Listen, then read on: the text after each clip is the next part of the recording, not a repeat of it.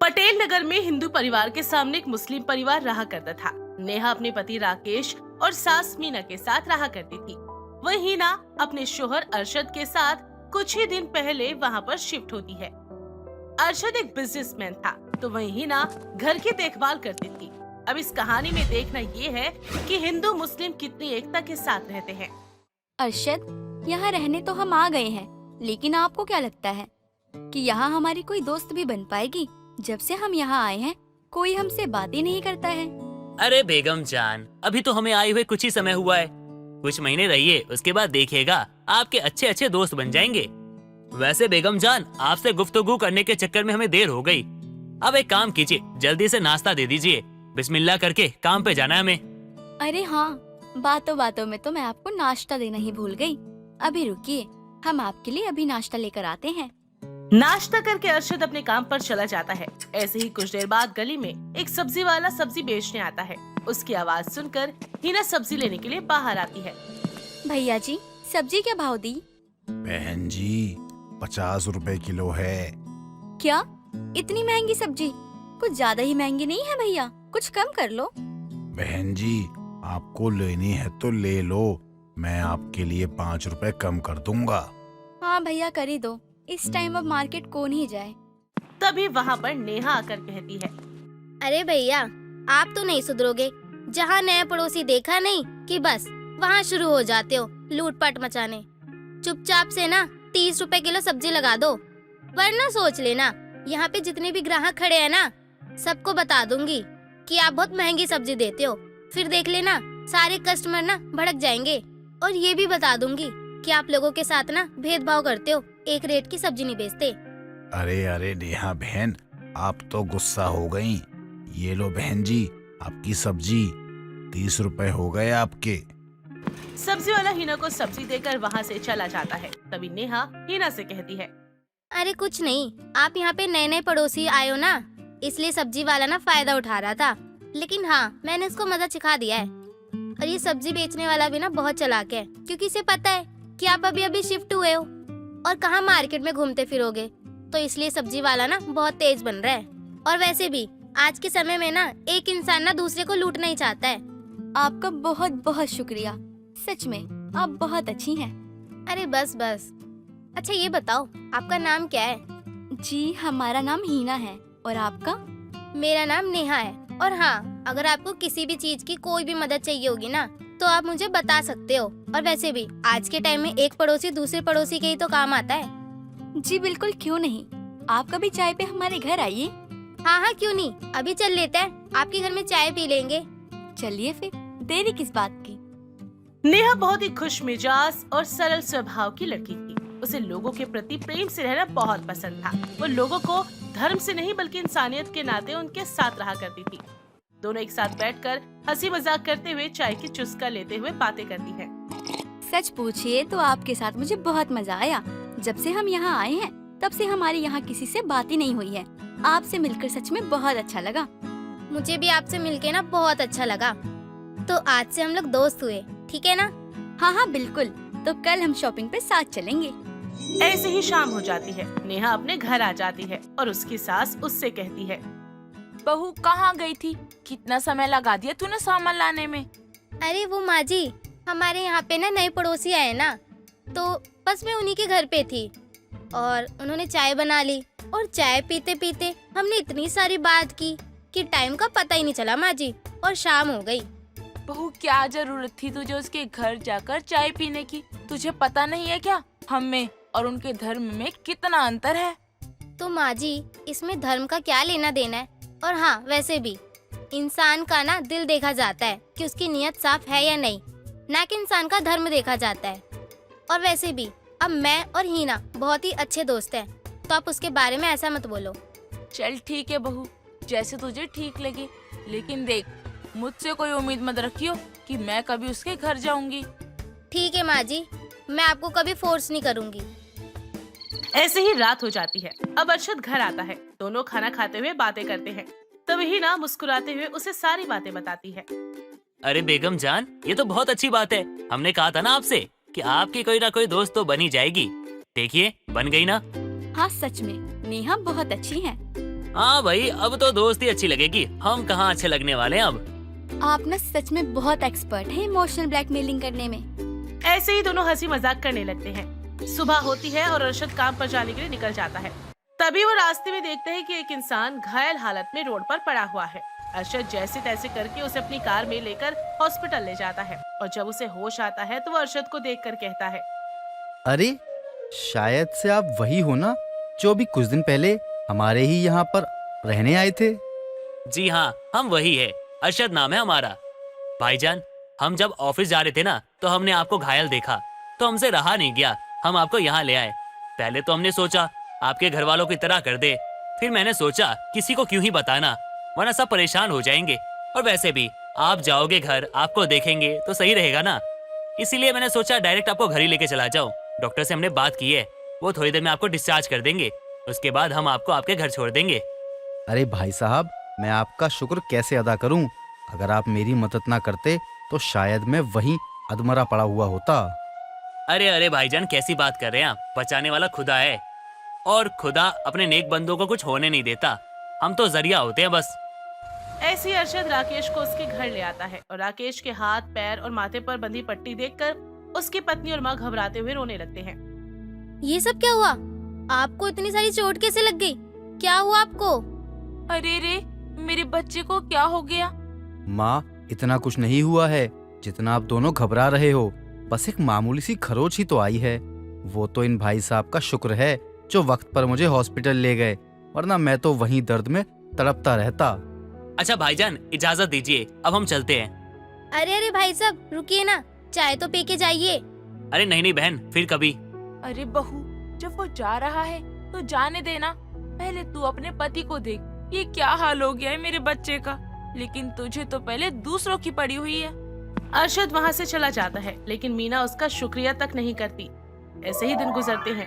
गुजरते दिनों के साथ राकेश की तबीयत में कुछ खास सुधार नहीं आता और एक दिन नेहा और हिना दोनों बातें कर रहे थे। और बता नेहा बहन, आपके पति कैसे हैं? हाँ, पहले से तो ठीक है, लेकिन ज्यादा कामकाज नहीं कर सकते, इसलिए घर के राशन के खर्चों में ना थोड़ी सी दिक्कत चल रही है, और जैसे तैसे करके ना बस घर का गुजारा ही चल पा रहा है। अभी डॉक्टर ने ना उन्हें कम से कम 2 महीने के रेस्ट करने के लिए बताया है। कोई बात नहीं, ऊपर वाला सब ठीक कर देगा, उस पर भरोसा रखो। शाम के समय हिना नेहा के घर के लिए राशन ले जाती है। ये सब देखकर नेहा कहती है, ये सब क्या है हिना, और ये सब करने की तुम्हें क्या जरूरत पड़ गई? अगर माँ जी को पता चला ना तो वो बहुत गुस्सा करेंगी। ये तो गलत बात है नेहा, तुम मुझे अपना दोस्त भी मानती हो और ये सामान लेने से इनकार भी करती हो। क्या एक दोस्त दूसरे दोस्त की मदद नहीं कर सकता? कल को मुझे कोई जरूरत पड़े तो क्या तुम मेरी मदद नहीं करोगी? अब रख लो ये सामान। लेकिन माँ जी को। अरे माँ जी को बताओगी तभी तो पता चलेगा ना। अरे आप बस ये सामान रख लो। नेहा हिना के कहने पर सारा सामान रख लेती है और ऐसे ही समय बीतता है। राकेश वापस से काम पर जाने लगता है। एक दिन नेहा के पास उसकी बहन का फोन आता है। वो बताती है कि माँ की तबीयत बहुत खराब है। ये सुनकर नेहा बहुत परेशान होती है और अपनी सास को सारी बातें बताते हुए रोने लगती है। माँ जी, मुझे आज ही ना अपने मायके जाना होगा। मेरी माँ ना मुझे बहुत याद कर रही है, और मेरी बहन प्रिया ने फोन करके बताया था कि माँ की तबीयत ना बहुत ज्यादा खराब है, तो मुझे जाना होगा। अरे बहू, तू रो मत, तू आज ही राकेश के साथ अपने मायके के लिए निकल जा। लेकिन माँ जी, आप यहाँ पे अकेले कैसे रहोगी? आप भी हमारे गांव चलिए ना। अरे बहू, मैं कोई दूध पीती बच्ची थोड़ी ना हूँ, तू मेरी फिक्र मत कर, तू राकेश के साथ अपने मायके चली जा, और मैं भी तब तक अपनी बहन के घर चली जाऊंगी। वहीं नेहा अपनी सास की बात मानकर राकेश के साथ अपने मायके चली जाती है। वहीं मीना की ट्रेन लेट होने के कारण उसे घर वापस आना पड़ता है, जहां वो आकर देखती है कि उसके घर पर तो ताला लगा हुआ है, और ये देखकर वो वहीं सर पर हाथ रखकर घर के बाहर बैठ जाती है। अरे माँ जी, आप यहाँ बाहर क्यों बैठी हो? माँ जी, मैं आपसे ही पूछ रही हूँ, आप यहाँ ऐसे बाहर क्यों बैठे हो? और नेहा कहाँ गई? इस बार मीना हिना के पूछने पर उसे सारी बात बताती है। तभी हिना कहती है, माँ जी, आप मेरे साथ मेरे घर चलिए। देखिए, रात होने वाली है और ठंड का मौसम है, आपको ठंड लग जाएगी। नहीं नहीं, यही ठीक हूँ मैं। माँ जी, रात होने वाली है, आप कब तक यहाँ ऐसे ही बैठी रहोगी? आप मेरे साथ मेरे घर चलिए। मीना हिना की बात सुनकर बहुत देर तक सोच में पड़ जाती है। अब मैं क्या करूं? रात होने वाली है, यहाँ कोई ऐसा भी नहीं है जो किसी के घर चली जाऊं मैं। एक सीता थी, उससे मैंने लड़ाई कर ली, और एक मेघा थी, उसने मुझसे लड़ाई कर ली। यहाँ तो अब ठंड लगनी शुरू हो रही है। ऐसा करती हूँ, इसके साथ इसके घर ही चली जाती हूँ, देखा जाएगा जो होगा।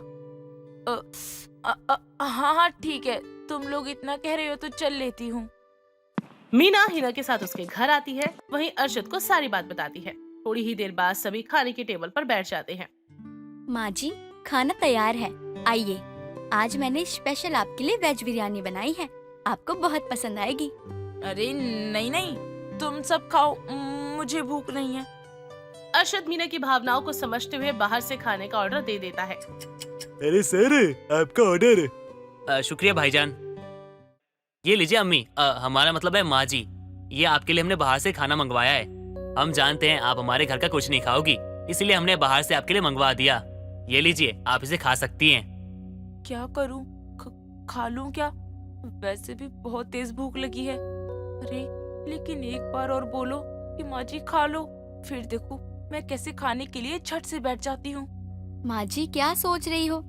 माँ जी आ जाइए ना प्लीज, इन्होंने खास आपके लिए बाहर से खाना मंगवाया है। आप खाना नहीं खाओगी तो हमें बिल्कुल भी अच्छा नहीं लगेगा। हाँ हाँ ठीक है, जब तुम इतना कह रहे हो तो खा ही लेती हूँ। मीना इतना कहकर खुशी से खाने के लिए बैठ जाती है, और जब वो देखती है कि बाहर के खाने में दाल को देखकर तो उसका मुंह ही उतर जाता है। वहीं हिना और अर्शद को बिरयानी खाते देख उसके मुंह में पानी आ जाता है। अरे बेगम जान, कुछ भी कहो, आप बिरयानी तो बहुत अच्छा बनाती हो, खाकर मजा आ गया, बहुत अच्छा बनाया आपने। बेगम जान, हम एक काम करते हैं, माँ जी को ना कमरे में सुला देते हैं, हम गेस्ट रूम में सो जाएंगे।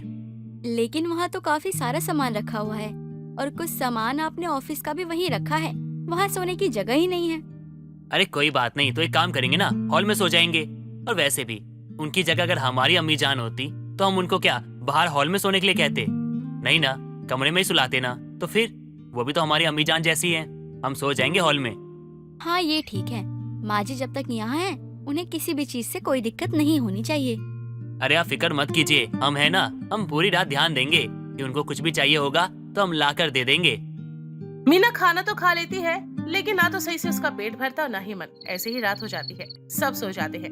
मीना को बहुत तेज भूख लगती है, वो उठकर रसोई में जाकर बिरयानी खाने लगती है। बिरयानी खाते हुए उसे धसका लगता है और वो खांसने लगती है। पीछे से हिना आकर उसे हंसते हुए पानी देती है।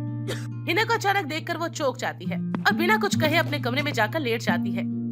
हिना ये सब देखकर हंसने लगती है, और आधी रात में जब अर्शद पानी पीने के लिए उठता है तो वो देखता है कि मीना ठंड से कांप रही है। तभी वो एक कंबल लाकर उसे उड़ा देता है, और अचानक मीना की आंख खुल जाती है। कौन है? कौन है? अरे माँ जी, मैं हूँ अर्शद। मैं पानी पीने जा रहा था तो आपको देखा, आप ठंड से कांप रही थी, तो आपको एक कंबल ओढ़ाने के लिए आया था। मीना सुबह उठकर अपने बेटे को फोन लगाती है, लेकिन उसका फोन नहीं लगता। वहीं वो अपनी बहन को फोन करती है तो पता चलता है कि वो अपने परिवार के साथ घूमने गई है। ना चाहते हुए भी अब मीना को हिना के साथ उनके घर पर ही रहना पड़ता। हिना और अर्शद मिलकर दोनों उसकी खूब सेवा करते, और अर्शद तो मीना के पैर भी दबाता। तो वही हिना मीना के लिए बाहर से रोज कुछ न कुछ खाने के लिए अच्छे अच्छे पकवान लाती। ये सब देखकर मीना को अपने बेटे और बहू की कमी महसूस नहीं होती। जिसके बाद वो कहती है, सच बताऊं तो ये 7-8 दिन ऐसे निकल गए जैसे ना जाने कब से तुम दोनों को जानती हूँ। तुम दोनों ने मेरी बहुत सेवा की है।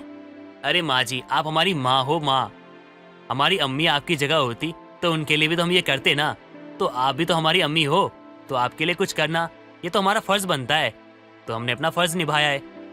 ये सब सुनकर मीना की आंखों में आंसू आ जाते हैं और वो दोनों को अपने गले से लगा लेती है। तब इसके बहू और बेटा वहाँ जाते हैं। उन्हें ऐसे देखकर हैरान होकर पूछते हैं, माँ आप यहाँ और ये सब?